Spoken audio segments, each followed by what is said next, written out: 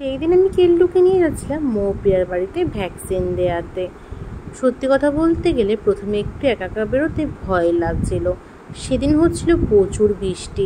দেখেছো পেছন দিকে রাস্তাঘাটগুলো কিন্তু তখনও ভেজা ছিল, তখনও কিন্তু বৃষ্টি পড়ছিল ঝিরঝির করে। আমার ভয় লাগছিলো একটা কারণেই, টোটোকারীরা একাতে গেলে ভুলভাল দাম বলে। যেটা নেয় 10 টাকা কি 15 টাকা সেটাকে বলে 20 টাকা কি 25 টাকা। আর দেখো ফাইনালি খুব ভালোভাবেই চলে এসেছে কেল্টুকে নিয়ে মৌপিয়ার বাড়িতে। আর ওকে জানো তো ভ্যাকসিনটাও দিয়ে দিয়েছে। ও কোনো দুষ্টুমি করেনি, প্রথমে একটু চিৎকার করছিল, তারপর কিন্তু সোনা বাচ্চার মতো ভ্যাকসিনটা নিয়ে নিয়েছে।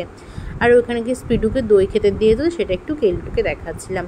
তারপর টোটোকারে ধরে সোজা বাড়ি চলে এসেছি, আর কোনো ভিডিও করিনি। বাড়িতে এসে ওনার একটু খাওয়া দাওয়া হয়ে গেছে, আর একটা কিন্তু ঘুমও দিয়ে দিয়েছে। এসে নিয়ে ওনার যে পুতুলটা আছে কুকুরটাকে সে দুম দাম পেটাচ্ছে, একবার এদিকে ছুঁড়ে ফেলছে, একবার ওই দিকে ছুঁড়ে ফেলছে। পারলে ওর লেজটা তখনই ছিঁড়ে দেয়। একটা চোখ কিন্তু অনেক দিন আগেই ভেঙে দিয়েছে। এখন শুধু বাকি রয়েছে ওই নাকটা। ওই নাকটা ভাঙতে পারলেও 16 কলা পূর্ণ হয়। দেখেছো কেমন পেটাচ্ছে ওকে, এদিক ওদিক ছুঁড়ে ফেলছে। এরকম করে কিন্তু বেশ খানিকক্ষণ খেলা করছিল। আর আমি ওকে দেখে এরকম খেলতে দেখে ভিডিওটা না করে কিন্তু পারলামই না। এক প্রকার কিন্তু লোভ সামলাতে না পেরে ভিডিওটা করে ফেলেছি। আর দেখে যখন এরকম করে শুয়ে গোল করে ঘুরছে, এরকম করে কিন্তু ঘন্টু ছোটোবেলায় ঘুরতো। আর দিদি আমার পায়ে মেহেন্দি পড়বে বলে বসেছিল, আর দেখে দিদি চুল ধরে টানাটানি করছিল। যেই দিদি বকা দিয়েছে, কিরে কেল্টু কী করছিস, তখন দেখেছো কেমন চলে এসেছে। এমন ভাব করতে যেন ভাজা মাছটি উল্টে খেতে জানে না। ও কিন্তু এমনি খুব দুষ্টু, চোখে মুখেও দুষ্টুমি কিন্তু সবসময় লেগে রয়েছে। তার প্রমাণ কিন্তু আমি একদম সকালবেলায় পেয়েছি। সকাল সকাল ঘুম থেকে উঠে পড়েছি, সারা ঘরে দেখছি কেল্টু নেই, গুড্ডি আর ঘন্টু দুজন মিলে ঘরে বসে রয়েছে। আমি ঠিক বুঝতে পেরেছি আমার ছাদ বাগানে গেছে। আমার ছাদ বাগানে গিয়ে কিন্তু অনেকবার অনেক গাছ নষ্ট করেছে। গাছের লাঠি ফাটি ছিঁড়ে ভেঙে টেঙে দিয়েছে। জানো তো, মঙ্গলবার করে যে জবা গাছটা কিনেছিলাম দিদার সাথে, ওই গাছে কুড়ি এসেছিল। গাছটা কুড়িটা এসেছিল, অনেকটা মোটামুটি বড়ও হয়েছিল। কেল্টু এত বদমাইশ জানো, ছাদ বাগানে গিয়ে আমার কুড়িটাই ভেঙে ফেলেছে। এর জন্য কিন্তু ভীষণ মন খারাপ হয়ে গেছিলো। আমি কিন্তু সেদিন কিছু বলিনি।